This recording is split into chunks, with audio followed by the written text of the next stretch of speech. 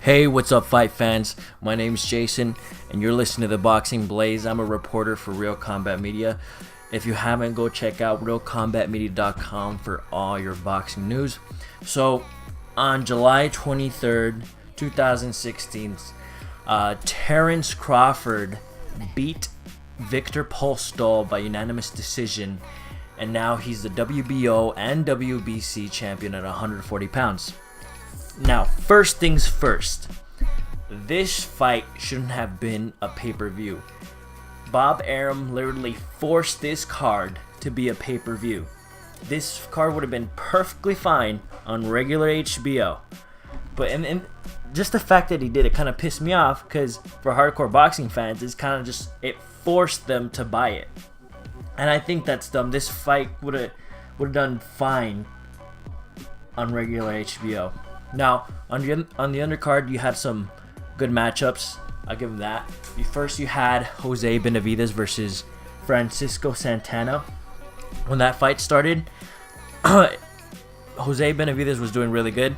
He was in the middle of the ring, and he was landing really clean shots to Santana. Santana came in really aggressive, but Jose Benavidez landing the harder and cleaner punches.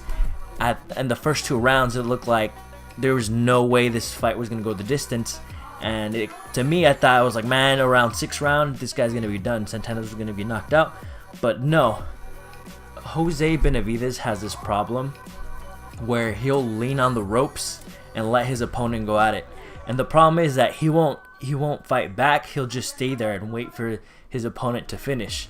And I think this is kind of dumb, because he's trying to get a fight with Terence Crawford. Now, let's say he does get a fight with Terence Crawford. Terence Crawford's no joke. The guy's power is way different than Santana. He's no chump. The guy got power. So if you're going to do that against somebody like Terence Crawford, good luck, because it's just not going to work. I've actually met Jose Benavidez on several occasions. He's a pretty cool guy. But I've asked him about that whole laying on the ropes thing and why he does it. He says that he can see all the punches coming and that he's super comfortable that way. But I guarantee you that's going to cost him the fight one day. Now, on the co-main event was Oscar Valdez versus Adrian Rueda. There's not much to that fight. Oscar Valdez beat him. He knocked him down twice in the 2nd round, and Rueda never got back up, and that was it. And now Oscar Valdez is the WBO champion. Now, in the main fight, Crawford versus Postol, I expected an action-packed fight, but then again, that was stupid because, you know, these two are both highly skilled boxers.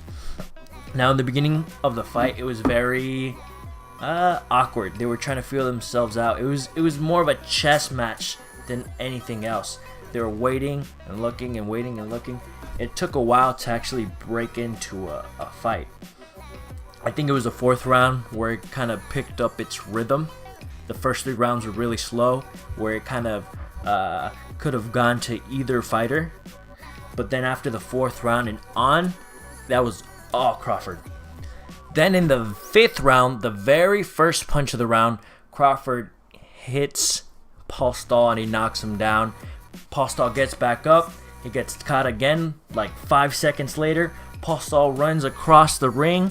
He gets punched again while he's backpedaling, and his glove touches the canvas, meaning that was a 7-10 round.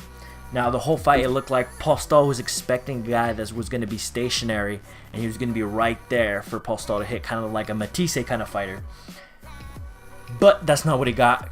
Terence Crawford came with a plan. He moved around the ring, and he never let Postol really settle and really find the distance to actually punch Crawford right. There was a round that I believe Postol only landed 1 punch, and that's just crazy.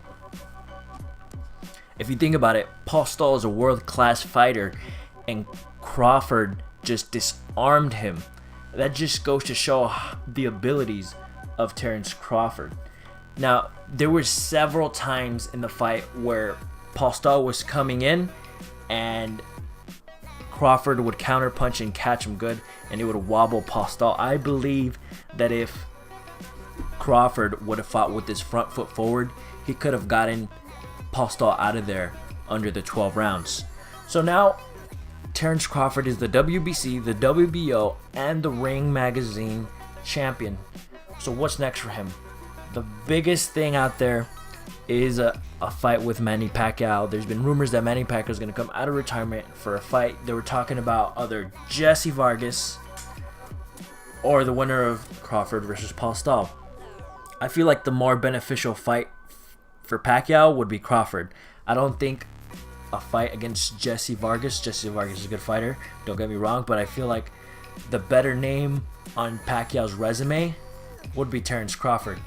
I think if he fought Jesse Vargas, it'd be that everybody would expect a win from Manny Pacquiao, versus if Manny Pacquiao fought against Terrence Crawford, it'd be kind of like a toss where everybody would say, it's possible for Manny Pacquiao to lose this fight.